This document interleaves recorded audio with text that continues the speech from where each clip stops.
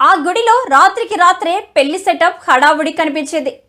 ఏంటని అక్కడున్న ఆలయ సిబ్బంది అడగగా అక్కడ పెళ్లి షూటింగ్ కోసం ఏర్పాట్లు చేస్తున్నారని సమాధానమిచ్చారు. కట్ చేస్తే తెల్లవారుజామున ఓ ప్రముఖ హీరోయిన్ వివాహం జరుగుతుందన్న విషయం హల్చల్గా మారింది. ఇంతకు ఎవరా హీరోయిన్ చూద్దామా? చాలా కాలంగా ప్రేమలో ఉన్న టాలీవుడ్ హీరో సిద్ధార్థ్, హీరోయిన్ అదితిరావు హైదరి వనపర్తి జిల్లా శ్రీరంగపురంలోని రంగనాథ స్వామి ఆలయంలో రహస్యంగా వివాహం చేసుకున్నారు. ఇరు కుటుంబాల పెద్దలు, అత్యంత సన్నిహితులు, స్నేహితుల సమక్షంలో వారు పెళ్లి చేసుకుని 7 అడుగులు వేశారని తెలుస్తుంది.